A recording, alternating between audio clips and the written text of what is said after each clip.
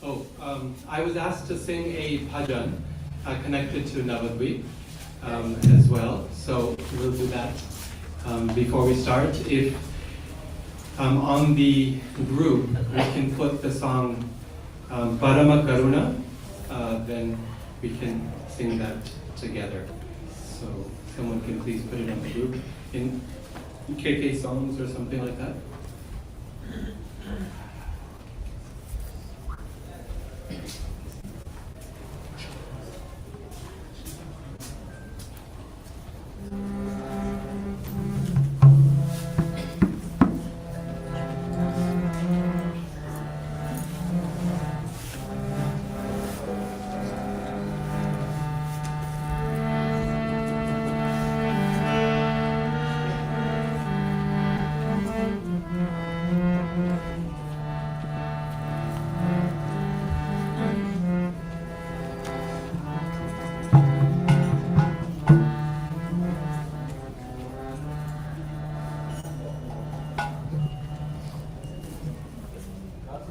So this is a beautiful song by Lochan Das Thakur, and one characteristic of Lochan Das Thakur's poetry is that he always wrote in very simple Bengali. So Bengali in general, the Vaishnava poets, the Gaudiya Vaishnava poets wrote in this language because it was their language, and also it was understandable to the masses rather than Sanskrit, which is very difficult for most people to understand, even in India. But Lochan Das Thakur's poetry is particularly, even amongst the very easily understandable Sanskrit, it's very easily understandable. So I encourage you to follow along in the meaning as well as you're singing the verses and meditate on its beautiful, very simple and direct message he has. Everyone has it? Everyone has found it on their phones? Yes. Parama Karuna Bahudui Jana Nitai Gaura Chandra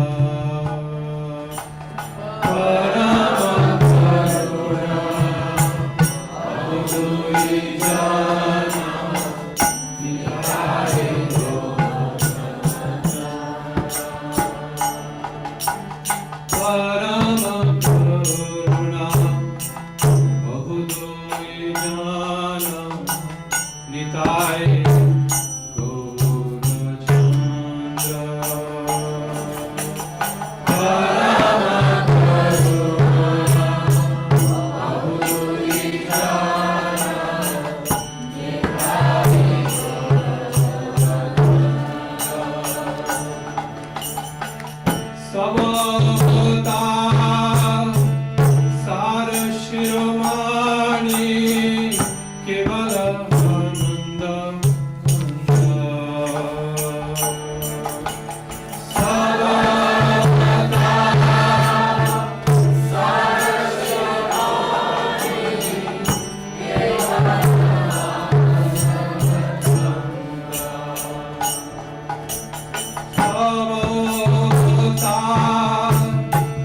Sara Shiromani Kevala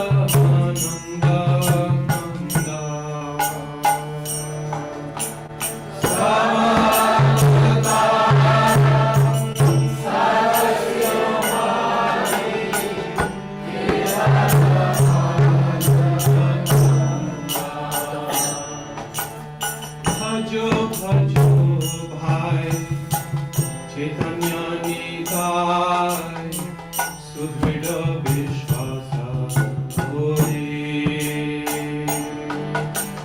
Bhajo Bhajo Bhai Chaitanya Nitai Sudhvida Vishwasa Hori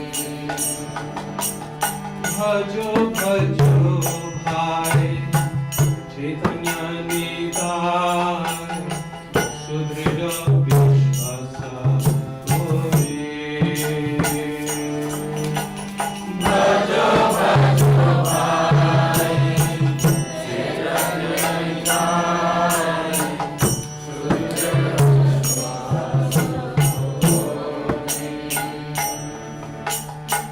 Hori বিষয় ছাড়িয়া শিরসে মজিয়া মুখে বলল হরি হরি বিষয় ছাড়িয়া শিরসে মজিয়া মুখে বলল হরি হরি বিষয় ছাড়িয়া শিরসে মজিয়া মুখে বলল হরি হরি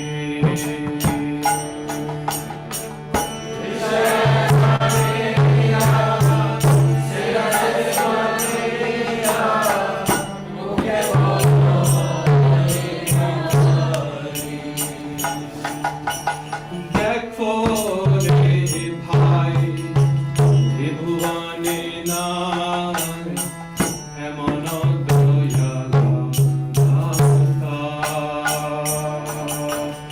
দেখো রে ভাই ত্রিভুবনে নাই এমন দয়াল দাতা। দেখো রে ভাই ত্রিভুবনে নাই এমন দয়াল দাতা। দেখো রে ভাই ত্রিভুবনে নাই এমন দয়াল দাতা। পশু পাখি ছুড়ে বাসনা বিদারে শুনি যার গুণ গাথা।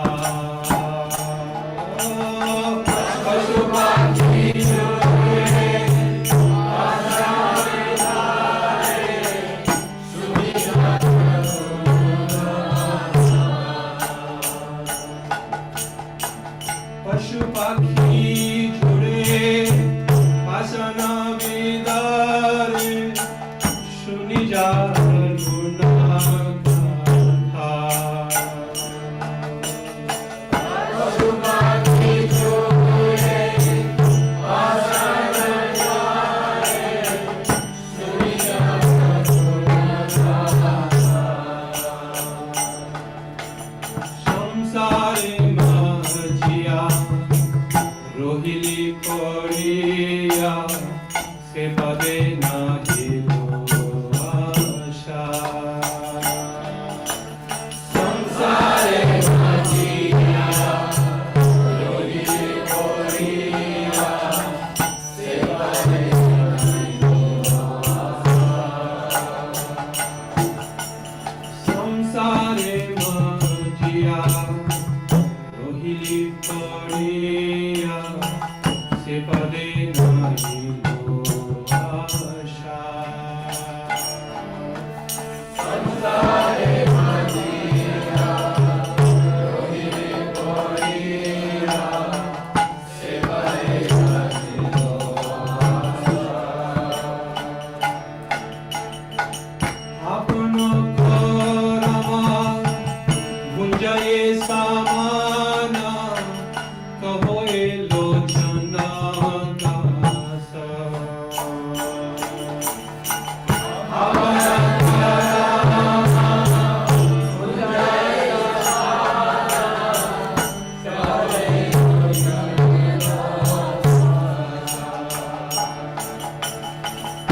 আপন করম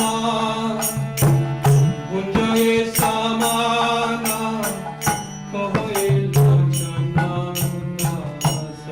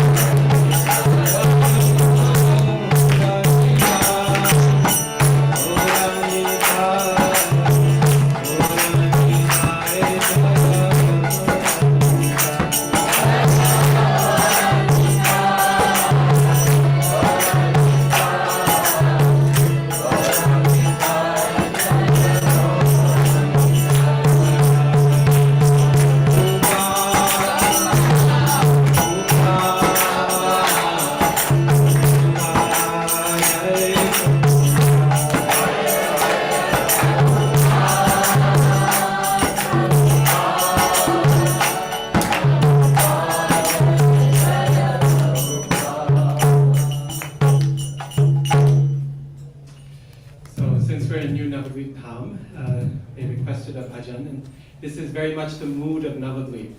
Pashu Pakhi Jure, Vadana, Pashana Vidare, Shuni Jar Gunagatha. That in Navadvip, whenever anyone hears the names of Lord Gauranga, then even the trees and the birds and the animals, they all start dancing in ecstasy. And even the stone melts as a result of those wonderful, very, very compassionate qualities of Chaitanya Mahaprabhu. So maybe when we get the tour this afternoon, we'll see some animals and trees dancing. And stone melting, who knows? We're in Navadvip. So, okay, well, this leaves very little time for the actual talk, but what to do? So, I wanted to continue with the discussion of the Bhagavad Gita in the Srimad Bhagavatam. So, remember yesterday we talked about how Arjuna references the Bhagavad Gita in his remembrance of Lord Krishna after Krishna's departure. And particularly we noted how the same Bhagavad Gita that Arjuna was remembering now played a completely opposite function to what it did when Arjuna first heard the Bhagavad Gita. The first time he heard it, it encouraged him to fight. The second time he heard it, it encouraged him to retire. And the first time he heard it, he wanted to retire. And the second time he heard it, he wanted to fight. But in both cases, the Bhagavad Gita did actually the opposite, because that's what he needed to hear at that moment. So in this way, we talked about how the Bhagavad Gita keeps on giving us more and more, depending on where we're at in our life and the depth of our understanding. Well, today I wanted to address the second mention of Bhagavad Gita in the Srimad Bhagavatam. These are the only two I know of, but perhaps there's more. I mean in the verses themselves. Of course, Prabhupada quotes Gita profusely in his purports. But this second reference is also in Canto 1. It actually comes before the reference we read yesterday. And this is in the prayers of Bhishma Dev when he is on his deathbed. He's on the bed of arrows, and he's getting ready to depart this world. So this is Canto 1, Chapter 9 of Srimad Bhagavatam. And I want to read a few verses, just the translations, to save on time, starting with verse number 30. So, Canto 1, Chapter 9, text number 30. And we're just going to read a few of these translations. And in my talk, I will summarize several important points that Srila Prabhupada makes in his purports. Okay? So please repeat. Om Namo Bhagavate Vasudevaya. Om Namo Bhagavate Vasudevaya. Om Namo Bhagavate Vasudevaya. Om Namo Bhagavate Vasudevaya. Om Namo Bhagavate Vasudevaya. Om Namo Bhagavate Vasudevaya. So 1:9:30. Thereupon, that man who spoke on different subjects with thousands of meanings, and who fought on thousands of battlefields and protected thousands of men, stopped speaking and, being completely freed from all bondage, withdrew his mind from everything else and fixed his wide open eyes upon the original personality of Godhead. Sri Krishna, who stood before him, four-handed, dressed in yellow garments that glittered and shined. So thousands of meanings, fought on thousands of battlefields, protected thousands of men. This is all Srila Prabhupada's translation of a single word in the verse, Sahasrani. The Bhishma Dev is called Sahasrani, the thousand person, like the one who is 1,000. And Prabhupada is explaining in this beautiful language, so poetic, how he's 1,000 person, right? He's done all these things in the thousands. We tend to do things in the dozens, you know. But Bhishma Dev was extraordinary. He did things in the thousands. So very beautiful. So please listen to these translations very carefully, because they're not only full of meaning that we're going to discuss, but they're very poetically beautiful as well. They're quite gorgeous. Can I request everyone to come a little forward? I feel like I'm speaking to like a huge hall, empty hall here, so we can have a little more intimate feeling here. Anyone who has chairs, if you like, you're always welcome to just bring them up with you.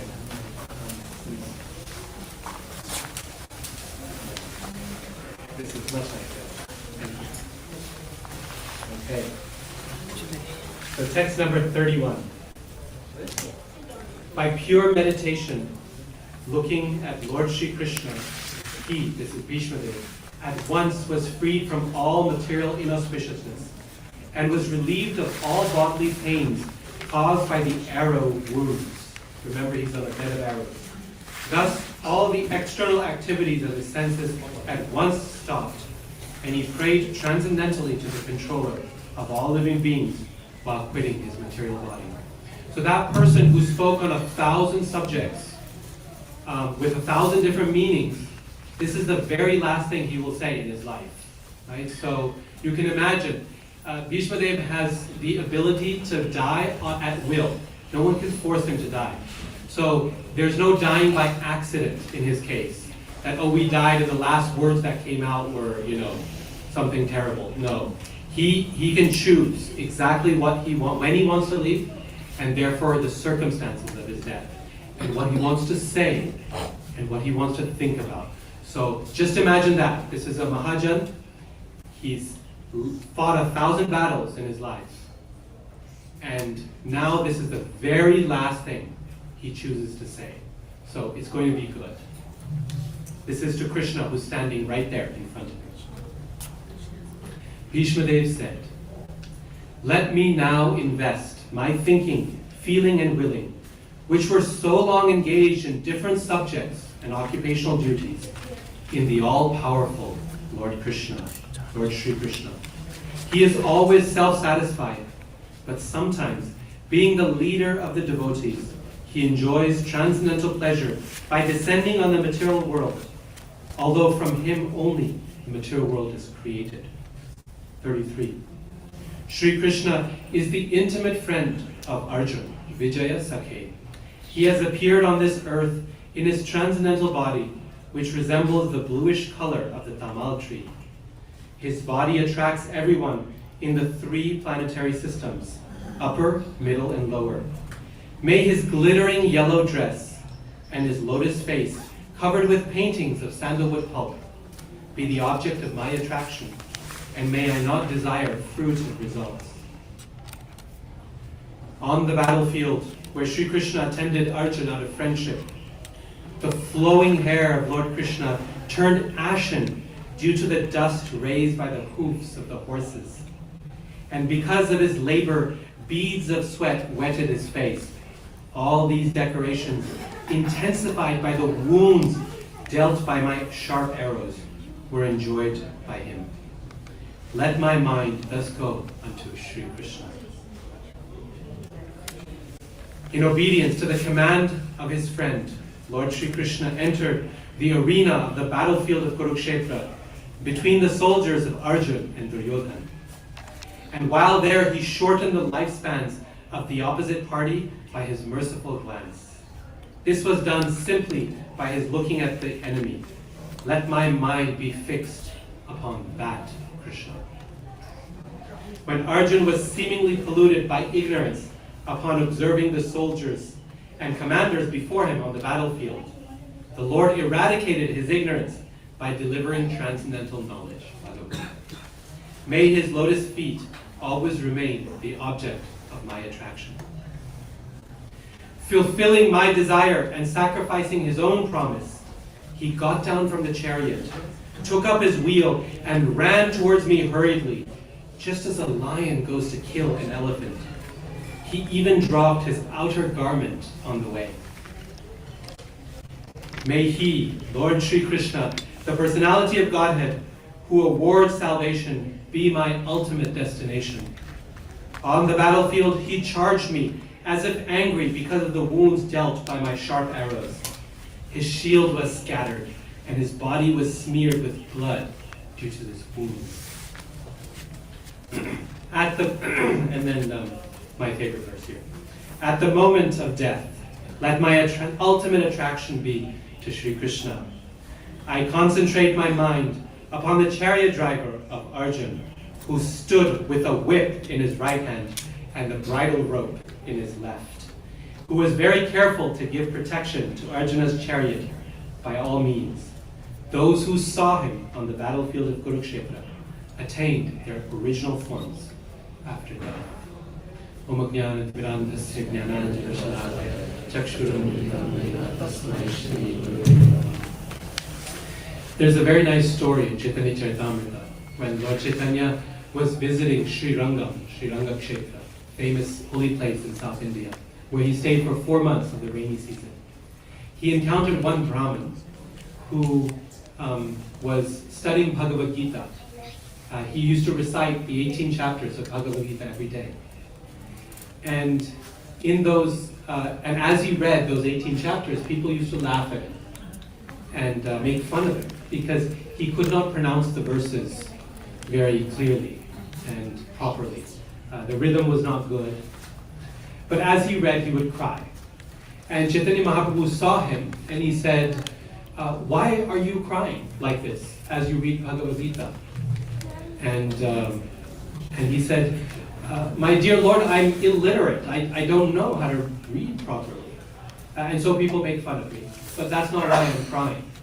I cry because I just simply think about the relationship between Krishna and Arjuna. How Krishna becomes Arjun's charioteer, which is a very menial position to take. This is something that is usually done by a sutta, someone who is of a lower or mixed caste background, and a servant. And he says he's acting in this way as Arjun tells him what to do. Senayor obhayor madhye ratham sthapaya mechyuta. He says, my dear Achyuta, you please, Krishna, please take my chariot to the middle of the two armies. And Krishna is not questioning, he's doing it. And just thinking about that beautiful scene, the same scene Bhishma Deva is describing here, I can't stop crying. And Chaitanya Mahaprabhu then picks him up and embraces him. And he says, you have understood the actual meaning of what Bhagavad Gita is. So we were talking about this yesterday, right? That Bhagavad Gita as it is means that we identify Krishna as the primary message, the primary goal, the meaning of Bhagavad Gita. And when someone has captured that, then they've understood Bhagavad Gita. Everything else beyond that is details. It's how we get there, how we get to understand Krishna. One of the things I tell my students when we first begin studying Bhagavad Gita in class, I tell them there's two things you have to remember, okay, before you start studying Gita. One is that this is a conversation between two real people. The reason this is so important to understand is because people have a tendency to read Bhagavad Gita like they read the New Testament, or they read the Quran, or they read a book of law sometimes. It says it in scripture, therefore it must be the ultimate truth. When in reality, the Bhagavad Gita has a wonderful flow, like a conversation. Two people talking, and the conversation moves and it gets diverted a little bit, and it becomes confusing for Arjun. And so at the beginning, sometimes my students ask, Arjun is presenting such very good arguments against fighting, right? Social arguments, political arguments, personal arguments. It's a very good anti-war description. And Krishna's response to that is Kutastva Kashmanamidam Vishame Samupasatam Anarya Drishtam Asvagyam Akirti Karamarjuna. His response to that is basically, Arjun, be a man, pick up your bow and fight. Otherwise, everyone will laugh at you. Well, how will you show your face to the women at home? Right? And the students are like, this is not very convincing. Like, really? Be a man is the best Krishna can do? And I tell them, well, it's also not very convincing to Arjuna. Right? We have to remember it's a conversation. Krishna is trying one thing, which is not false, but it's not his highest message. And Arjun hears it and he says, no. I think it's better to die being killed by them. It's better to suffer infamy than to fight with people I love and I revere, especially my gurus and my seniors. So you're right. Arjun's not convinced either, right, by this. If something doesn't make sense, it probably at some point it doesn't make sense to Arjun either. And so Arjun asks a question to clarify, like he does at the beginning of chapter 3, and then again at the beginning of chapter 5. In other words, Bhagavad Gita is a conversation. And a conversation can only happen between two people, not between machines. It can't happen between two law books. Right? It can't happen between two abstract entities, no two energies. No, only between two people. So think of Krishna as a person. One of my students was so taken by this last semester that every response paper she wrote, to every chapter of the Gita, I asked them to write a 2-page response paper. Every response paper she wrote, she was going, wow, I see the personal aspect here. I see how Krishna is acting like a person. And she was getting so much happiness and enjoyment seeing that, yeah, this is God speaking, but it's a personal deity. And that's the heart of Bhagavad Gita. That's the message. That's what Arjun gets out of it, is Krishna, right? That you are a person and you love me, and therefore I need to love you back. And we see here in the story of Bhishma Dev that that's what Bhishma Dev is getting from the Bhagavad Gita as well. What he's remembering at the end of his life is the very heart of Bhagavad Gita. Not all the details, but its heart, which is the relationship between Krishna and Arjuna.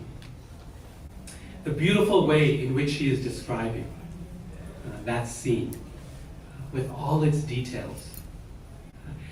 He's remembering how the rays of the sun are reflecting off of Krishna's golden cloth, and it's shining and glittering in the sun. Prabhupada mentions in the purport, he highlights this, that Bhishma Dev is specifically mentioning this detail because he remembers this from his time in the battlefield. You see, all of us, in our practice of Krishna consciousness, we have many different experiences. We work very hard to practice, to serve. We struggle often in life's trials. We're often on battlefields, metaphorically speaking at least. Right? We have our struggles, we have our difficulties, and we try to take shelter of Krishna. Every once in a while in our lifetime, we have an experience of Krishna's reciprocation that sticks with us, right? That we hold on to. And the way we know that that experience is impactful is because even the smallest detail of that experience you can remember as if it was yesterday. And this is what Bhishma Dev is going through. He can remember the smallest little thing. He remembers how when Krishna is running towards him, he drops his top cloth along the way. That to Bhishma Dev is something very joyful, very palatable, very exciting, because he's thinking, wow, Krishna is in such a rush that he lost his clothing along the way. He dropped it. And he says Krishna is running towards him like a lion chases after an elephant. So who's the lion here? Krishna. Who's the elephant? Bhishma. So why is Bhishma comparing himself to an elephant? Is he being proud here? Is he being arrogant? An elephant is a really great animal, very powerful. And why is he comparing himself to an elephant? What do you think? Slowness. Not because of slowness. A lion is very, very fast, right? He can reach him. But why doesn't he compare himself to a rabbit, for example, which a lion can certainly attack? Yeah. He wants to glorify Krishna. Yes, and how does that glorify Krishna? Because the lion is much more heavier and stronger than a tiger. Yes. So when a lion is attacking someone, then the saying that the lion killed a rabbit, everyone goes, oh, okay, big deal, right? So was he a sick lion? Was he weak? Was he old? What went wrong, right? Why was he attacking a rabbit? But when you say a lion killed an elephant, now there's a question, right? It's iffy. Means sometimes lions kill elephants and sometimes they don't manage. They can even break their leg if they get trampled under the elephant, right? So to say that Krishna is attacking an elephant glorifies Krishna, right? By the devotee presenting himself in that way. This particular mood of Bhishma Dev. Bhishma Dev is Krishna's eternal servant. He's in Dasya Ras. But Dasya Ras is one of the primary rasas. Right? There's 5 primary rasas. Dasya, Shanta, Dasya, Sakhya, Vatsalya, and Madhurya, or Shringara. So he's in Dasya, he's a servant. But the primary rasas are often mixed with secondary ones as well. And the secondary one that he remembers the most, right? These secondary ones are secondary because they come and they go. But they don't stay completely. Just like joking or hasya is a secondary mood that a devotee has in relation to Krishna. Secondary because no one jokes and laughs all the time, right? You can't keep going, you have to stop at some point. So it comes and it goes. But if there's a particularly funny moment, you remember that, right? Like, oh gosh, we were laughing so hard that day. We were on the ground, we were rolling. You remember that. So when the secondary rasas rise, they often create remembrances that you can't forget. And in this case, the secondary rasa that arose at that moment was virya, or chivalry. He's being chivalrous. He wants to serve Krishna in a chivalrous mood. Which means, Krishna, I dare you, come fight with me. Try it out. Because you may be a lion, but I'm no rabbit. I'm an elephant. And this is going to be tough for you. It's going to be tough for you, not just because I'm so strong, but also because your hands are tied. Right? How is Krishna's hands tied? He made a promise, right? He took a vow that he will not pick up any weapon on the battlefield. So Bhishma is saying, now you try. You're an elephant and your legs are tied. And now you try attacking me and see what you can do. And Krishna takes the challenge because Krishna loves a good match. This is one of the reasons he comes to the material world, is because he can have a real fight. In the spiritual world, a real fight is difficult because the coward boys are ultimately his friends. And so they wrestle, but it's not a real fight. There's no danger involved. Right? No one's going to kill anyone. So he comes to the material world so he can enjoy this chivalrous virya rasa with his devotees especially, but also the demons. And so here, Krishna is taking up the challenge. He's like, yes, I'm ready. I'm ready to fight. And so he rushes, and he breaks his vow by picking up the wheel of the chariot. Now, some people try to protect Krishna by saying that it wasn't really a weapon. It was just a wheel from a chariot. But what's a weapon? Is a plow a weapon? Normally, no. But for Lord Balaram, yes, it's a weapon. It's his main weapon. A weapon is made by its use, not by any intrinsic quality. Right? I can take this cell phone and make it a weapon if I throw it hard enough. Right? And no court of law will say, well, that was just a cell phone, so you're off the hook. No, that'd still be assault, because I used it as a weapon. Right? So the Vaishnavacharyas don't let Krishna off the hook. They say, no, Krishna broke his vow. And as Maharaj was saying in this morning's class, right, Guru Prasad Maharaj was saying, that in the fight, in the competition between the Lord and the devotee, who wins? The devotee wins, right? And who does Krishna want to win? Devotee. He wants the devotee to win. And Bhishma Dev, this is his excitement, right? He wants to show the world what Krishna is willing to do for his devotee. Right? He's Achyuta. He never fails when it comes to protecting his devotee. So Krishna is running there, and he's dropping his top cloth along the way. And That man who had fought on 1,000 battlefields and protected 1,000 people, that person, at that moment, he decides, this is it. I'm not going to fight anymore. This is the moment I've been waiting for my whole life.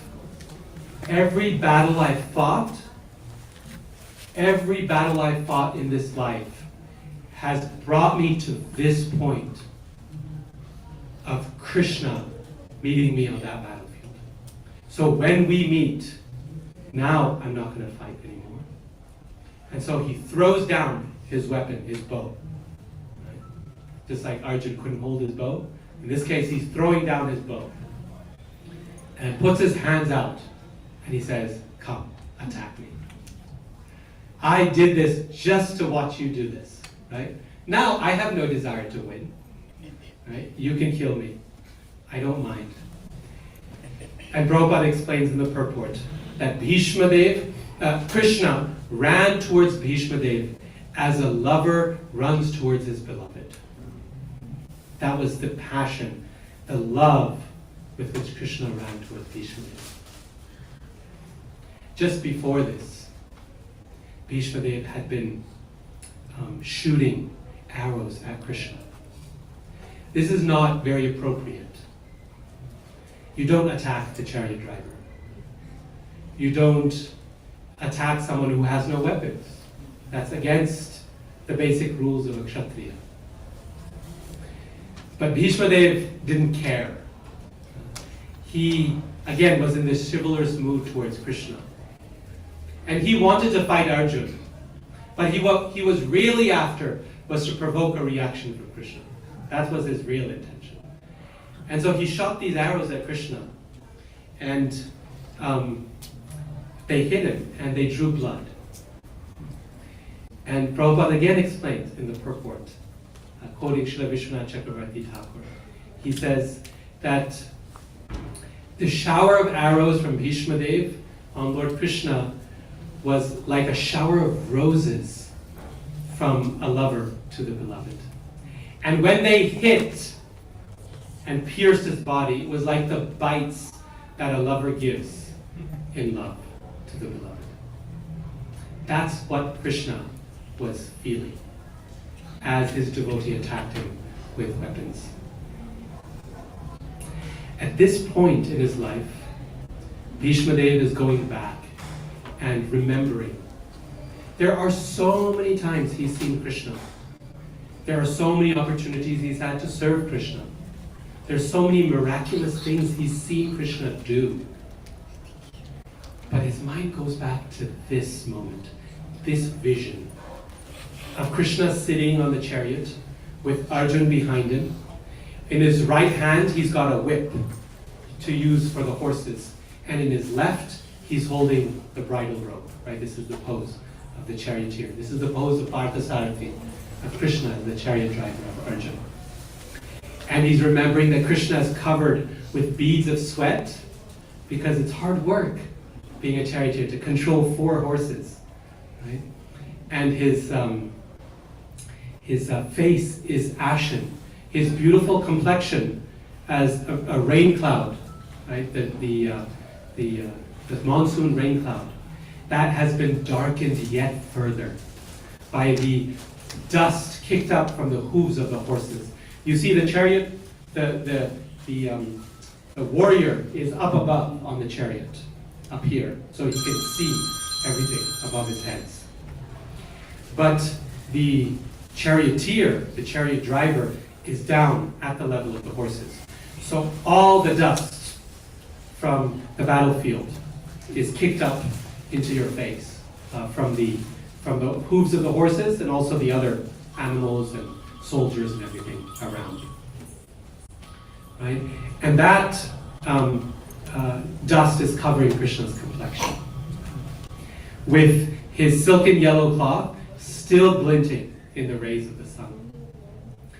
And that vision of Krishna and Arjun, Prabhupada says something very, very nice.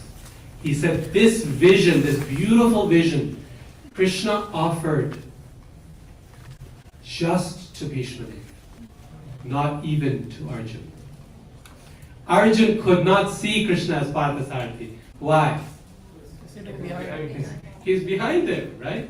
So he couldn't see this beautiful vision that Bhishma did. This whole pastime was arranged just so Bhishma Dev could see that form of Krishna that he loved so much. Of all the Pandavas and all the Kauravas, Bhishma's favorite was Arjuna. Right? And he always loved him very, very dearly. And Arjuna was Krishna's best friend.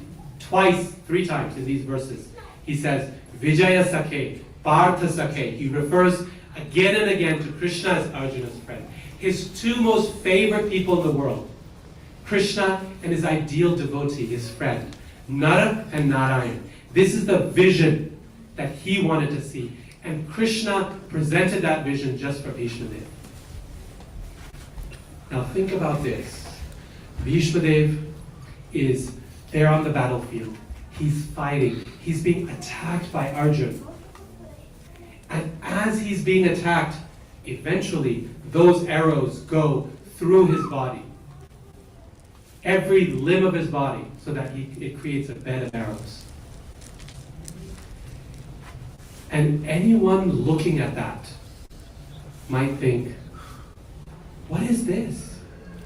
Why do Krishna's devotees suffer so much? Why does Krishna not protect his devotees? People many times they ask this question. They say, what is the use of Krishna consciousness? When it looks to me that the devotees suffer as much as everyone else, maybe even sometimes more. So this doesn't look like any help. It doesn't look like anything useful. But no one knows. No one knows what goes on in the heart of a devotee. Anyone looking at this scene, anyone watching a replay of it, would think what? Bhishma is suffering, Arjuna is cruel, and Krishna couldn't care less. He's standing there watching his devotee get pierced by arrow after arrow. Right? That's what the disinterested observer is going to see. The outsider. They're looking at this scene going, this is terrible. And yet, they don't know what the devotee is going through in that process. Every one of those arrows, as it pierces Bhishma Dev's body, feels like him, like the love bites of someone who is so dear. As each arrow pierces him and the pain he feels, he is looking at this vision of Krishna and Arjuna on the battlefield. And he is seeing the scene that he will remember till the last day he dies. He is seeing the most beloved scene he can imagine. He is remembering Krishna, and every moment he's feeling ecstasy. Pain, yes. The pain doesn't go away, but the ecstasy mixes with it to make it something unimaginably sweet, like Prabhupada described as like chutney. Good chutney is too hot to eat, Prabhupada said, and too sweet to resist. That's the definition of good chutney. It has to be too hot to eat and too sweet to resist. And that's what Bhishma Dev is going through. This is what he wants. This is why Krishna gives it to him. Even in our own lives, we have so many struggles in our practice of Krishna consciousness.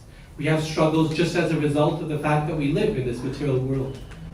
And that brings with us struggles. It brings with us difficulties.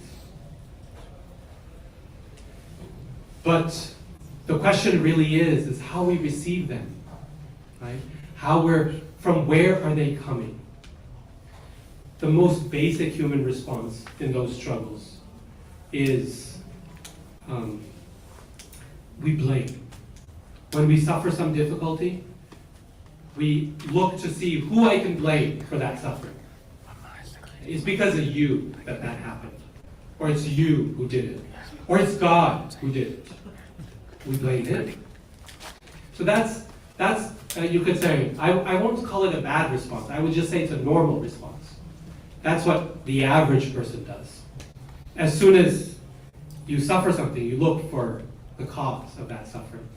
And you feel better when you can pin the blame on someone. You don't actually, but for a little time, for a few brief moments, it feels a little better. But then the pain returns. And it sometimes returns even stronger, because now you not only have the pain of the suffering itself, but now you have the pain of the fact that you've blamed it on someone. And you've attacked someone, insulted someone, or damaged your relationship with someone, because you blame them for it. So the pain comes back even more. Someone who's a little bit more advanced doesn't blame it on anyone else. That person will blame it on their own karma. They'll blame it on themselves, essentially. It was my past. That I did something that deserved this experience, this pain, this suffering. And we say, no, I'm not going to pin it on anyone else. Why should I? Why should I blame?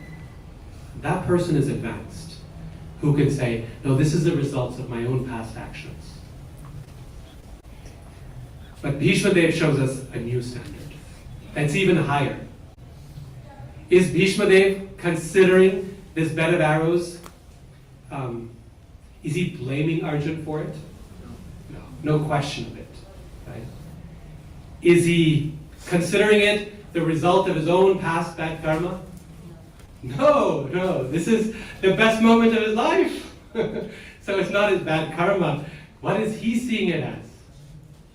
As Krishna's direct mercy on him. As an expression of Krishna's love for him. And that is the symptom of a Mahajan, of a pure devotee of the Lord. This is why Bhishma Dev is a Mahajan. Because he was able to take what is the most difficult experience a person can imagine. Being attacked by arrows through and through by the person you love most in this world, Arjuna. His dearest great-grandchild. That person shoots arrows through you.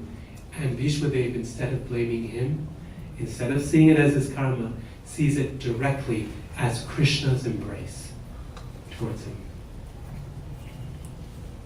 And as he does that, now, at the end of his life, as he's been lying on that bed of arrows, rather than his bitterness growing for what had happened to him, his love for Krishna is growing. And after he finishes instructing in this famous section in Mahabharata, also in Bhagavatam, in brief, he gives all the instructions to Yudhishthira Maharaj for how to rule. He speaks on 1,000 subjects with 1,000 meanings. Right? He does this again, one last time. You see, this is the quality of a Vaishnava. That even unto his last breath, he's trying to benefit others. He's trying his best. Even, this is the moment where he would be justified in saying, oh gosh, this is enough. Right? Like, I've spoken on 1,000 subjects, go listen to the recording. He could say that, right? Go talk to the one who, because I've already told you this 1,000,000 times. And he has. Bhishma Dev gives wonderful speeches throughout the Mahabharata. He could say that, but no. There's an opportunity here to preach, to benefit others. Let me take it. Even if I'm covered with arrows, so what? Let me try. Let me offer. We see this same approach in Srila Prabhupada's lifetime. Right? That Prabhupada went through so much in the course of spreading Krishna consciousness.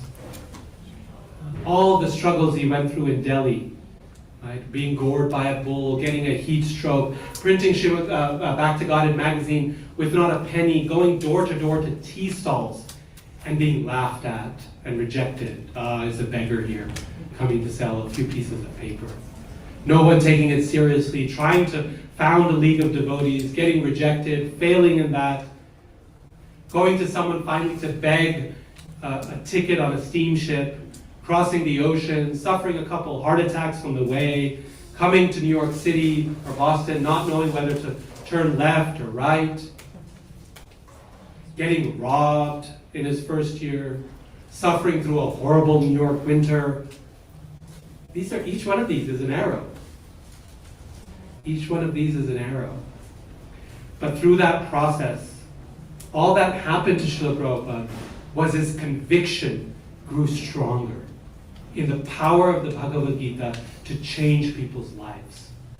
His determination grew stronger. Any person who's been a devotee for some years can share something of this experience. We have so many wonderful disciples of Srila Prabhupada, senior devotees. Each one of them has felt 100 arrows. They've gone through so much in their attempts to give Krishna consciousness to everyone. And yet, there's no giving up. There's no giving up. How can you when every arrow is given by your Lord Krishna? Not by the hand of karma, not by the hand of Maya. That's not their vision. That's our vision, perhaps. But if we try to see it as coming from Krishna's hand, then now you're wrestling with a friend. There's no danger, there's no fear. And so even unto the last moment, Srila Prabhupada, just like Bhishma Dev, was translating Srimad Bhagavatam. If you read or listen to read the transcripts of those final conversations, he's very, very, very weak. And the translation and the word for word, Jayadvaita Swami is doing that, is helping him with it, and Pradyumna Prabhu, and he has his team, and Prabhupada is speaking the purports to the 10th canto Srimad Bhagavatam, the pastime of Brahma Vimohan Lila, when Brahma steals the cows and calves, and that's his final chapter. Just like Bhishma Dev, till the very last minute. If I have an opportunity to help the world, how can I stop? But finally, when the time is done, and when the sun enters its northern course, this is the other reason why I thought we should speak about this Leela.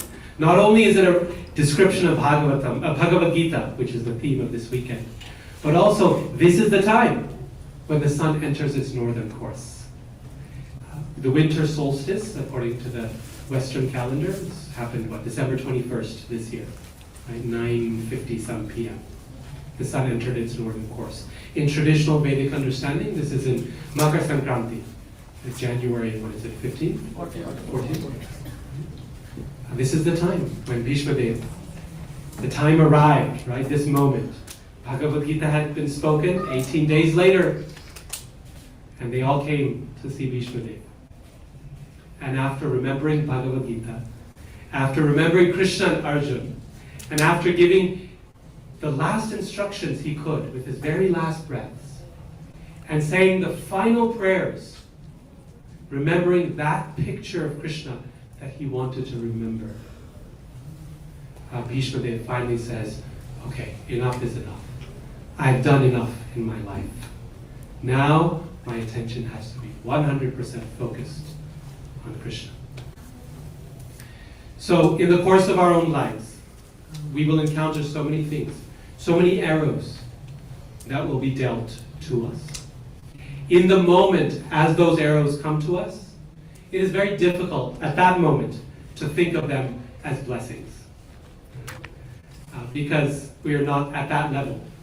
We're not that advanced. But at least in hindsight, at least when we look back, we can see, oh, that arrow was actually Krishna's blessing. That arrow was for me especially.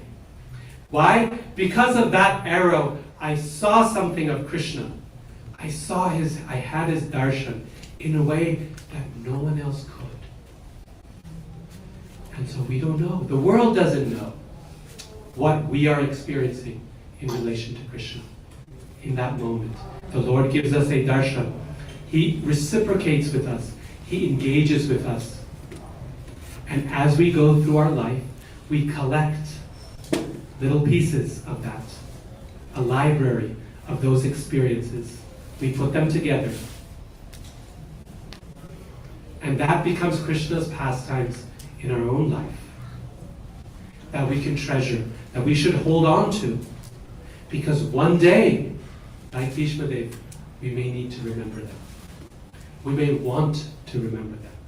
We may want to think of that moment when Krishna ran towards us. And the world thought it was the worst moment in our lives.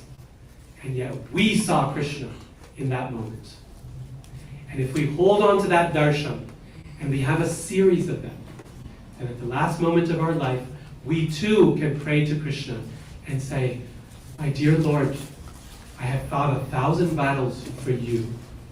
Now, you please appear before me and let me see that picture which you showed me once in my life. That was my favorite picture of you. I want to see that vision again as I leave my body. Thank you all so much for your attention.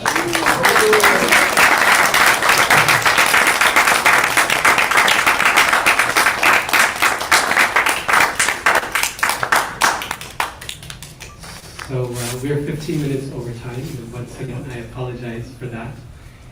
I think at this point, we are scheduled for Kirtan or class. Are you giving class? We're doing Kirtan? Okay, perfect. So, wonderful. Thank you all so much again for your attention.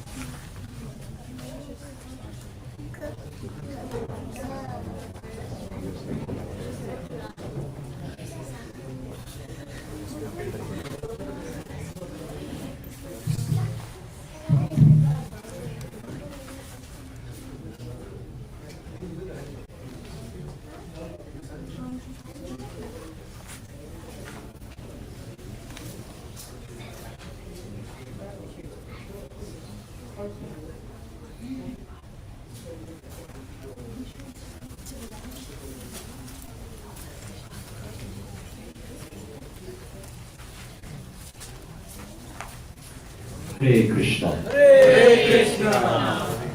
Okay, so what an amazing class. Bringing our minds to meditate on Krishna as he comes before us, even as an arrow. Challenge us.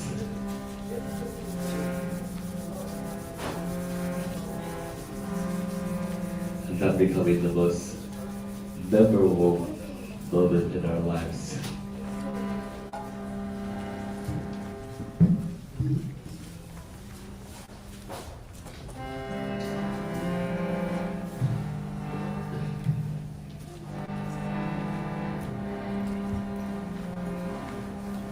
So we have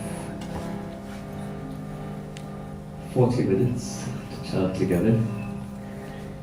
Let's see if in this 40 minutes you can really hold your attention on the holy name. That can be our challenge. It's always a challenge because the mind is chanchala. As Arjuna says in the Gita, chanchala hi manad Krishna. This mind is so flickering. It doesn't stay steady for a second. It's very, very difficult. Krishna says it's possible with practice, determination. He would say also with His mercy. If we taste the sweetness of the holy name, then our mind will run to it naturally. Yubita nam yuta yuri yunam cha yubito yuta.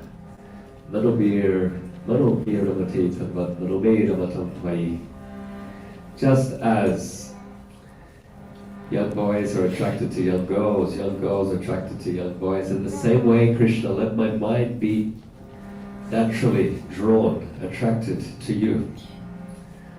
That is the prayer of the devotee.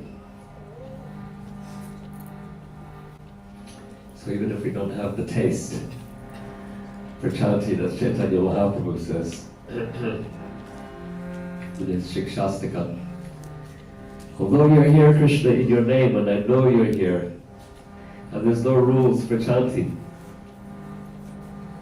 somehow my mind is not attracted.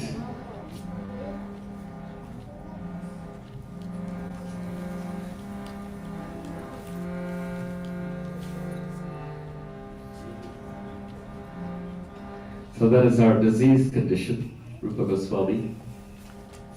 He says when the tongue is afflicted by the jaundice of avidya, then we will not taste the sweetness of sugar. We won't taste the sweetness of the holy name. Once in Vijayanagar Maharaj, he got jaundice in South Africa for a few months. I remember this verse. Rupa Goswami says, it is amazing that the same thing which is he says that when the jaundice is cured, then gradually the sweetness is again revealed more and more. And so I remember this verse. I got for Vijayanagar some sugar cane. I says, Rupa Goswami says this is the cure for jaundice. And he tasted it, it was very bitter. He was yellow, actually, from the poison in the body. But then gradually, day by day, slowly, he got purified of that condition, and he was able to taste the sweetness of the sugar cane again. And so Rupa Goswami says that when our tongue is afflicted by the jaundice of ignorance,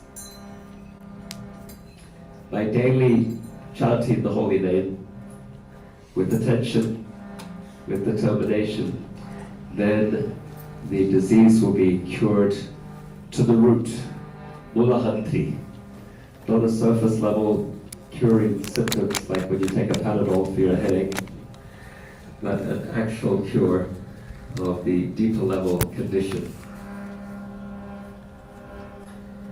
So let us try to focus ourselves to be attentive, and when the mind wanders, Krishna says in the Gita to Arjuna, bring it back.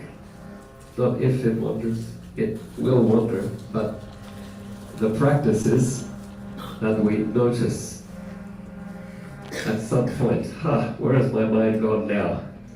Which planet has my mind disappeared to in this time, as I'm trying to focus on hearing the holy name? And bring it back. And the more times you do that, you start to create a habit of actually noticing where your mind is. When your mind is present and when your mind is distracted. So we go from not even being aware of our mind to being conscious of when our mind is somewhere else and when our mind is actually focused. And that's a change, that's learning, that's growth. And the more we do that, it actually becomes easier to give direction to the mind, to become a swami, Goswami, someone who controls the mind and senses. The mind is the sixth sense, or the most subtle of the senses. So the challenge for all of us today then, try to hear the holy name with your ear organ, but as well with your inner ear, that is your mind. Try to speak the holy name or sing the holy name with your mouth, but also with your inner tongue, your inner mouth, that is your mind. You'll notice your tongue might be singing the holy name and the mind has some other kirtan going on, some other jalpa, some other discourse. What time is lunch? I'm hot, I'm cold, I'm tired, I'm weak, I'm this, I'm strong. So that on the kirtan we try to shut down by getting the mind to engage in Krishna kirtan. You up for the challenge? Yeah? We have some good support here. Help us with our challenge.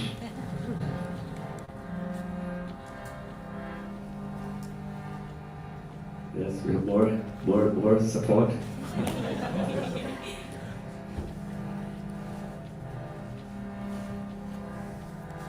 Hare. I guess we'll sing, pronounce first. Om Jnana Timirandasya Jnananjana Shalakaya Chakshurunmilitam Yena Tasmai Shri Guruve Namaha Namo Vishnu Padaya Krishna Preshtaya Bhutale Shrimate Bhaktivedanta Sabiniti Namine Namaste Saraswati Deve Gauravade Pracharine Nirvishesha Sunjavari Vastavchade Shatarine Jaya Shri Krishna Chaitanya Prabhu Nityananda Shri Advaita Gadadhara Shivasari Gaura Bhakta Jaya Shri Krishna Chaitanya Prabhu Nityananda Shri Advaita Gadadhara Shivasari Gaura Bhakta Jaya Shri Krishna Chaitanya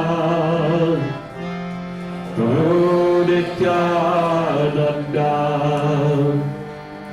Shri Advaita Gadadhara Shivasari Gaura Bhakta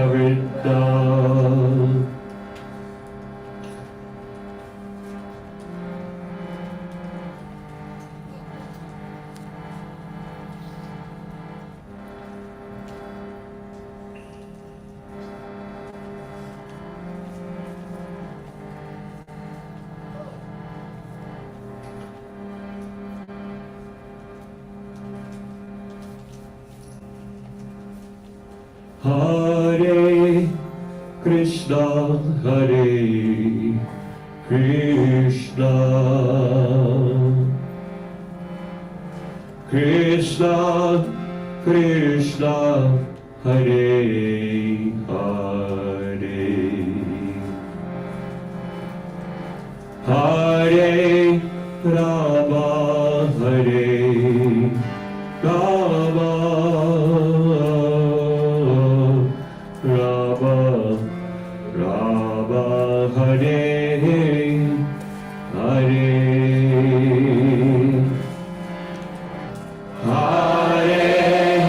Krishna, Hare Krishna, Krishna Krishna, Hare Hare, Hare Rama, Hare Rama, Rama Rama, Hare Hare,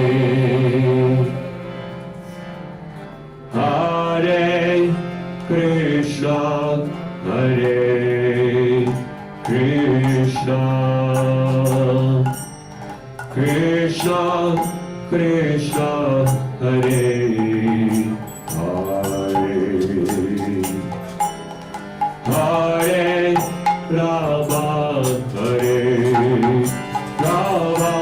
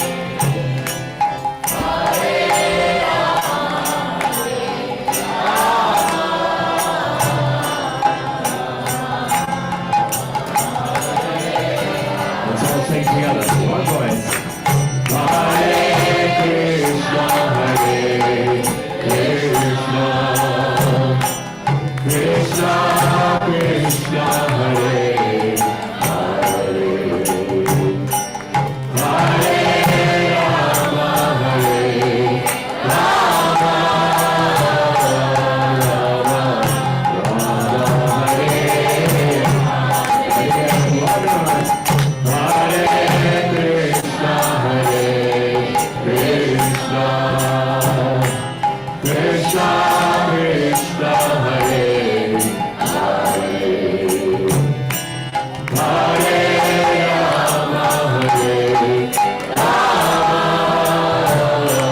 Rama Rama Hare Hare. One more time. Hare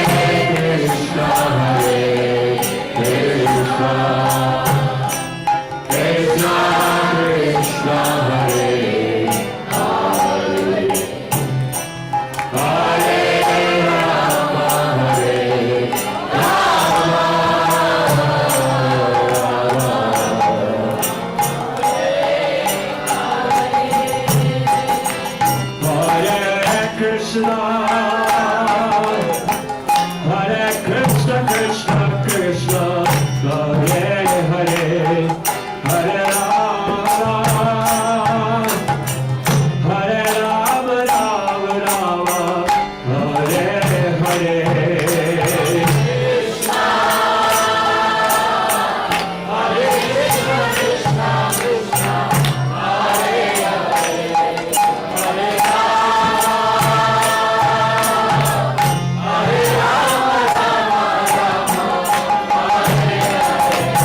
Hare Krishna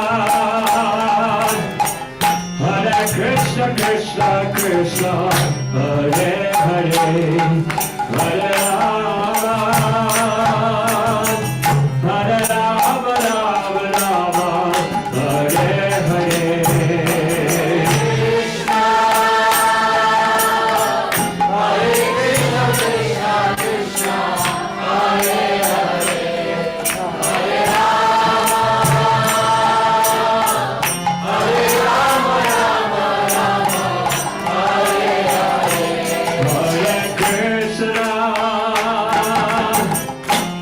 Krishna Krishna Krishna Hare Hare Hare Rama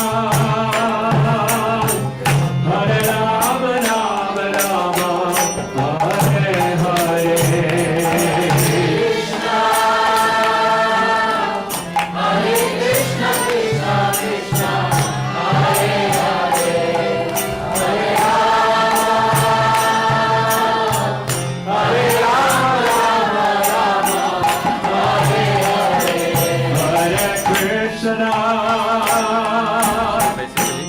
Krishna Krishna Hare Hare Hare Rama Hare Rama Rama Rama Hare Sometimes you can flip it. Hare Rama Hare Rama Rama Hare Hare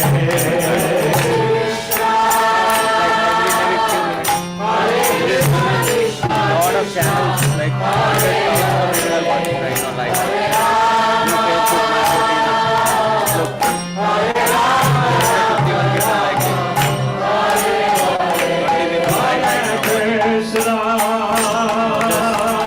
Hare Krishna Krishna Krishna Hare Hare Hare Rama